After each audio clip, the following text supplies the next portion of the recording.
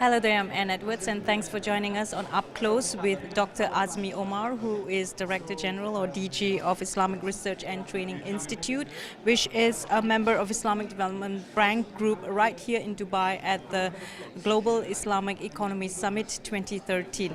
Welcome, Doctor. Thank you. Yes. How has the summit been so far?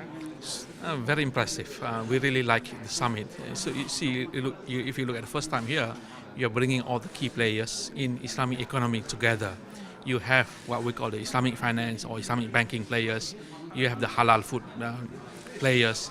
You have the regulators. You have the halal lifestyle, halal travel, and many other players together, regulators and market participants together in one particular platform to discuss issues of common interest and the way forward in the future. In terms of the massiveness of this whole industry, or rather the Islamic economy, how would you picture it and how would you size it up? See, if you look, I can start by saying about Islamic finance. Islamic finance is about 1.8 trillion now, and it continues to grow. The latest growth rate is about 25 to 30% per annum globally. The halal industry as a whole, or Islamic economy as a whole, is estimated to be 8 trillion. And again, the growth rate is much higher.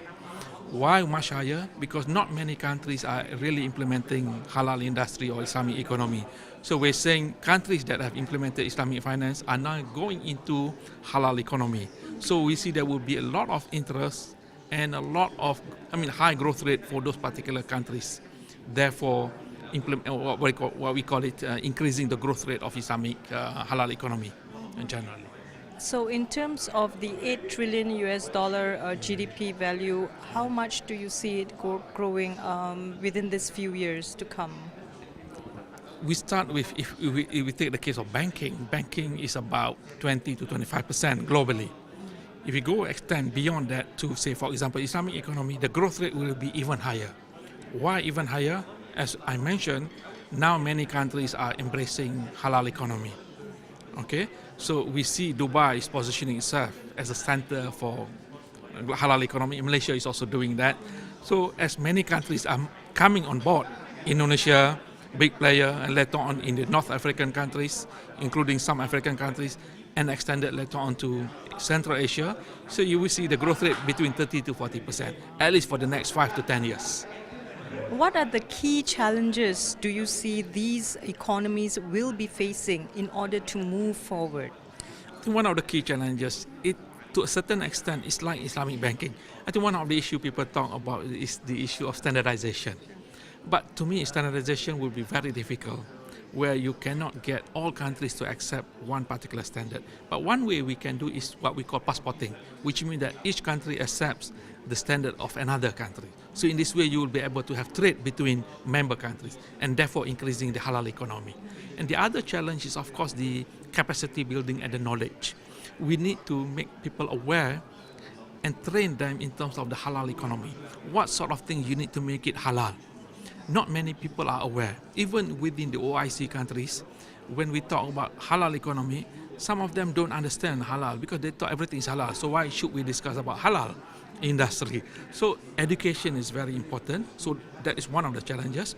Education not only to the what they call to the public, but also to the regulators, to the market players. So first we have the education issue, and the second part is we need to train the regulators in order to, for example, understand how do you regulate halal industry.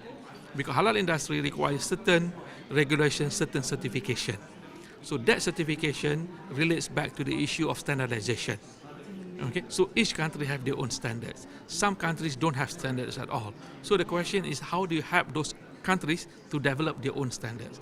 And other countries will then accept those standards as equivalent to our standards. So in that way, what we call the issue of passporting can be done. You can export from one country to the other, basing on the passporting issue. You accept the standards of those countries with that of another country. So on this issue, which country or should I say government should take the lead in order to achieve this standardization? It will be, the issue of standards. Again, like banking, we have the the regulator standard, which is now developed by IFSB. For accounting standard, is IOFI. But for the halal standard, it is quite difficult because you have the issue of each country have their own standards. So what we would like to see personally in future would be that some agreement or convergence to say that yes, we need to have certain minimum standards that we can agree upon. Okay, but at the same time, standard is one issue. You also need to develop producers. Now we do not have enough producers in member countries that produce halal food, halal pharmaceutical products. So although we say we want halal, but the number of producers are still small. You need to develop, and you don't require standards there. But what you require is incentive to get companies to develop halal products, to produce halal products, and export to one another. Of course, based on a certain standard that you agree upon, mutual agreement. Okay. Finally, from GIS, what is the way forward for Islamic economy and for the players that are within this economy? Okay. GIS is the first time that we have organized by Dubai to bring all the players together. So it creates a lot of excitement, interest in this area, and we foresee that Dubai will continue to promote this and to attract many countries to come to support the idea of Islamic economy. Obviously, of course, Dubai has the advantage of being a strategic location and with the right manpower. On the part of IDB IRTI, we will continue to support this development as we support Malaysia and many other countries in the development of halal industry, halal economy and Islamic finance. Thank you so much, Dr. Azmi. Thank you. That was Dr. Azmi Omar, who is Director General or DG of Islamic Research and Training Institute right here at GIS 2013 in Dubai. I'm Anne Edwards. This has been Up Close. Thank you so much for watching.